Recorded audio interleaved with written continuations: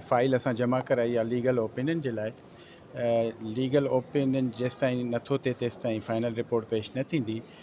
उन में अॼु टाइम वठंदासीं ऐं उनखां पोइ रिपोर्ट फाइन। सर केस जी जेकी जांच थी आहे उन जे हवाले सां ॿुधाइजो। जांच में असां जेका जांच कई आहे उन मुताबिक़ त इहे 5 जवाबदार असगर, बरकत, अब्दुल्ला ऐं शहबाज़, नूर मोहम्मद, इन्हनि जे ख़िलाफ़ु चालान जेतिरी साबिती आहे फॉर ट्रायल ॾोह जी।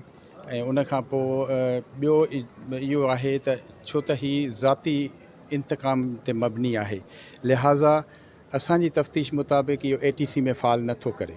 लिहाज़ा रिटर्न ऑफ FIR जे लाइ उहा बि दरख़्वास्त ॾींदासीं। जेकॾहिं कोर्ट मञी त ऑर्डनरी कोर्ट में जमा कराईंदासीं, जे कोर्ट डिक्लाइन कई त हिते चालान पेश मतलब तव्हां ATC वारा जेके कलम आहिनि उहे पंहिंजी जांच में टोड़े छॾिया आहिनि। जी जी बिल्कुलु उहे टुटा आहिनि। जी जी। ऐं हुन में जेको फायरिंग करण वारा जवाबदार आहिनि उहे कहिड़ा आहिनि ऐं प्लस में उहो बरकत ऐं असकर, उन्हनि जी फायरिंग जे हवाले सां जांच में साबित थियो। ऐं चुर्च कंहिंजी साबित थी आहे? उहा जेके ॿिया 3 जवाबदार आहिनि, अब्दुल्ला, नूर मोहम्मद ऐं शहबाज़। सर जेको 164 जो बयानु थियो हुयो वारसनि तरफ़ां, उन में PPM ने ख़ालिद लुंड बि जवाबदार तौरु नामज़द कयो, उन जो स्टेटस छा आहे?